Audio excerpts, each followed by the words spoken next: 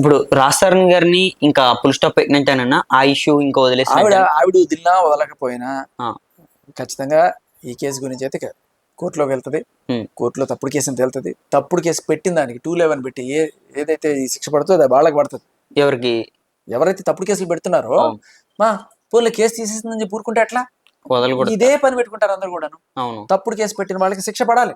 అది నిజం. సో ఇప్పుడు ఏంటంటే 211 అనే సెక్షన్ కింద ఒక అమ్మాయి కనుక ఇట్లాగే వాడు రేప్ చేయకపోయినా రేప్ చేశాడను, లేకపోతే పెళ్లి చేసుకుంటానని ప్రామిస్ చేసి నన్ను వాడుకున్నాడని 493 ఇట్లాంటివి ఏమైనా పెడితే అవి కనుక తప్పు అని తేలితే శిక్ష ఎంత శిక్ష అయితే వీళ్ళకి పడుతుందో, ఒకవేళ అది నిజమైతే, అవును అబద్ధం అయితే అదే శిక్ష వాళ్ళకి పడేది. వాళ్ళకి కూడా. అది 211. కాకపోతే అది మనం వెళ్ళి అప్లై చేసి తిరిగితే అయిపోద్ది. కానీ లావణ్య మీద ఇప్పుడు ఇంత బయోగ్రఫీ ఉంది. ఇప్పుడు మీరంటే మీరు పిలిస్తే ప్రతి న్యూస్ ఛానల్ వస్తుంది. ఇంకొకటి కూడా చెప్తాను ఇక్కడ, ఇంకొకటి క్లియర్ చేస్తాను. చెప్పండి. సో ఇందాక మనం మాట్లాడుకుంటూ వీడు 800 మంది అమ్మాయిలు, 900 మంది అమ్మాయిలు, 200 మంది, 44 మంది అన్నారు. సో నేను ఫైనల్గా వీళ్ళిద్దరు కాకుండా, అదే లావణ్య అండ్ మస్తాన్ సాయి వాళ్ళ ఆవిడ కాకుండా నలుగురే ఉన్నారని చెప్పి తేల్చాం. నేను తేల్చడం కాదు, ఎవరు చెప్పాలి ఇది?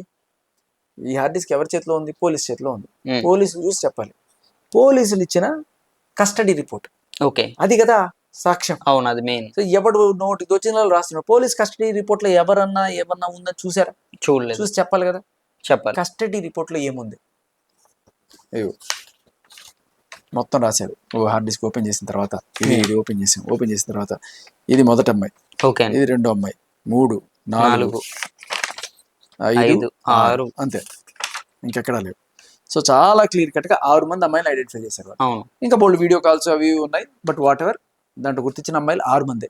వీళ్ళు లావణ్య మోచేతి నీళ్లు తాగే చెంచా గిరి చేసే రిపోర్టర్లు కొంతమంది చేస్తున్న పని ఏంటంటే దుష్ప్రచారం.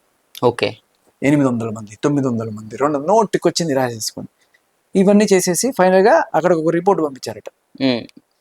ఇటువంటి వాడు ఉన్న వాళ్ళ నాన్న వాళ్ళకి సంబంధించి, ఇప్పుడు సరే వీడేదో చండాల పనులు చేసి ఉండుండొచ్చు, కానీ ఇలా బ్లాక్ మెయిల్ అయితే చేయలేదు కదా. వాళ్ళందరూ ఇష్టపడే కలిసి ఉన్నారు, వాడికి boy friend girl friend. So ఇవాళ సంతోష్ రోడ్ కూడా ఉన్నారు, గర్ల్ ఫ్రెండ్ ఉంటారు. కానీ దాన్ని నేను రైట్ అని అయితే సమర్థించాను. కానీ బట్ వాళ్ళ నాన్న వాళ్ళు ఏం చేశారు? వాళ్ళ నాన్నకి ఈ దర్గా మూసేయాలి, ఇట్లాంటి వాడు ఉండాలి, ఏదో చెప్పుకుంటూ ఇంకా అంటే టార్గెట్ అనమాట. లిటరల్లీ నాకు దక్కంది ఎవరికి దక్కకూడదు. 100 కోట్ల ఆస్తి 50 లక్షలతో లాక్కుందాం అనుకుంది, కుదరలేదు. సో ఇప్పుడు మొత్తానికి నాశనం చేస్తా, మస్తాన్ సాయిని నాశనం చేస్తా. మరి దీని మీద మీ అభిప్రాయం ఏంటి?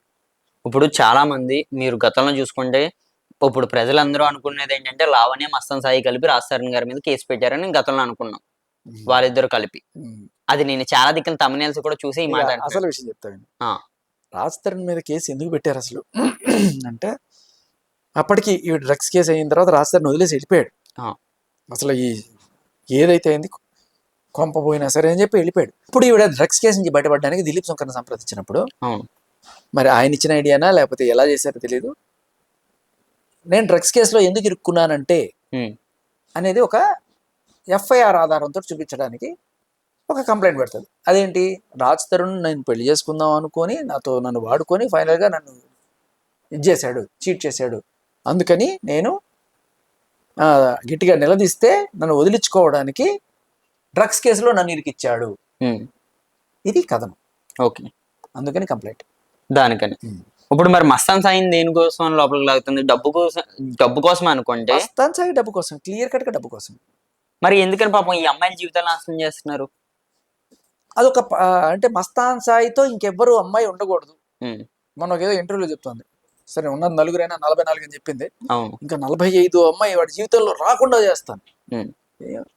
మీ ఇద్దరి మధ్యలో కాల్స్ కూడా నేనైతే విన్నాను రీసెంట్ గా. ఇప్పుడు మీ దగ్గరకు వచ్చే ముందే, మీరు వచ్చే ముందే మీ ఇద్దరి మధ్యలో కాల్స్ అయితే విన్నా. ఇప్పుడు నార్మల్ గా మా ఇద్దరి మధ్య అంటే మస్తాన్ సాయి నా మధ్య కాదు, లావణ్య గారికి మీకు మధ్యలో ఉన్న కాల్స్ అయితే రికార్డ్స్ కూడా విన్నాను. నేను లావణ్యతో ఎప్పుడు మాట్లాడలేదు. అవునా? అసలు ఒక దిక్కున ఒకసారి ఆవిడ ఎప్పుడు ఫోన్ చేస్తే నేను గట్టిగా తిట్టా. అవును, అదేనా? అవును, అది చాలా గట్టిగా తిట్టాను. ఆడదానివేనా అసలు, అమ్మని పట్టుకొని అలా తిడతావా, లుచ్చ పనులు చేసుకొని డ్రగ్స్ అమ్ముకొని బతకడం ఎందుకు అని చెప్పి చాలా గట్టిగా ఇచ్చా. డ్రగ్స్ విషయానికి వస్తే అది చాలా క్లయం. ఇప్పుడు మన ఇండియాలో చూసుకుంటే అది చాలా పెద్ద తప్పు.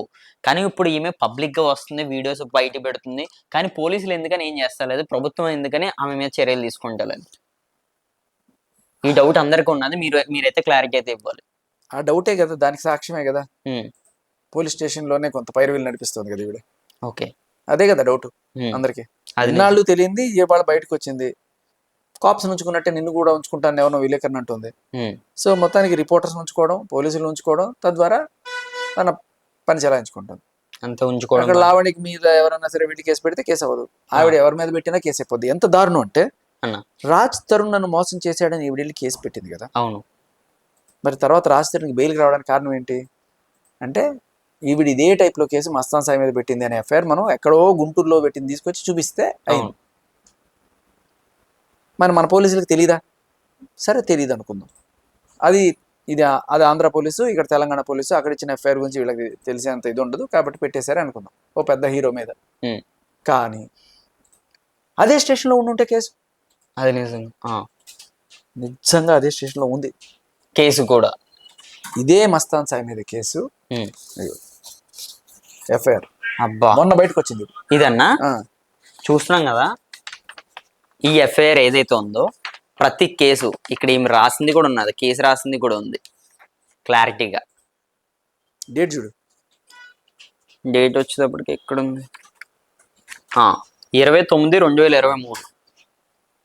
2023 9 సెప్టెంబర్ 2023లో ఈవిడ నార్సింగ్ పీస్ లో కంప్లైంట్ పెట్టింది. అవును. చదువు ఏం పెట్టిందో. నేను అలాగే ఉన్నా. అబ్బా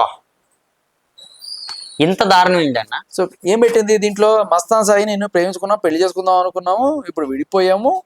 అయితే విడిపోయిన దానివల్ల ఇంకా అతను మళ్ళీ నా ఎంబడబడి నన్ను వేధిస్తున్నాడు, అతని నుంచి నాకు రక్షణ కల్పించండి అని చెప్పి ఏదో కేసు పెట్టింది మొత్తానికి.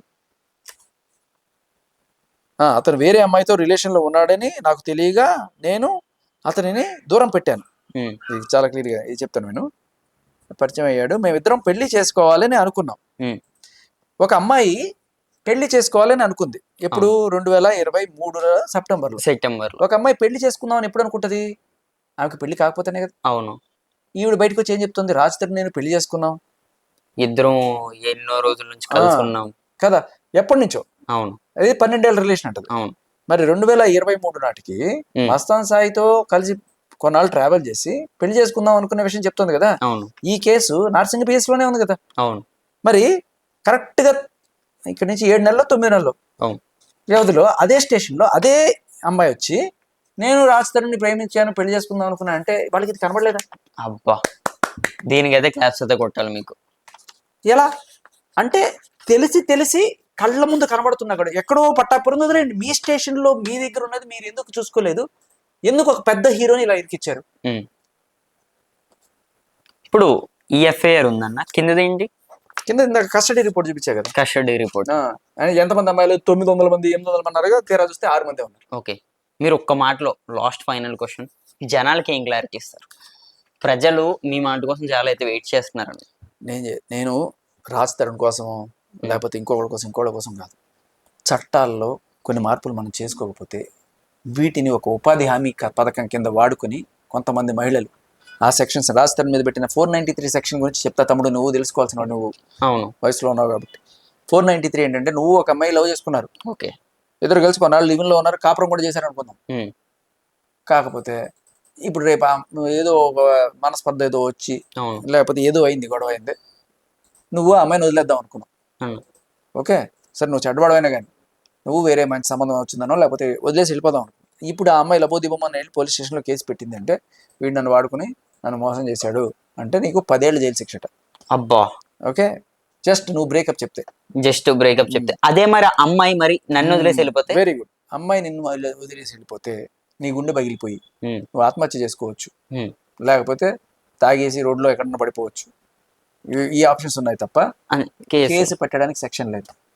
ఎంత దారుణం ఇది అంటే చట్టం ఏం చెప్తుంది? మన భారతీయ న్యాయ సంహిత అని పేరు పెట్టిన చట్టం.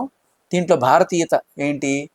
అమ్మాయిలు కావాలంటే ఎన్ని బ్రేకప్లు అయినా చేసుకుని వెళ్ళిపోతూ ఉండొచ్చు, ఎంతమందితోనే సరే తిరగొచ్చు, వాళ్ళకి శిక్షలు లేవు.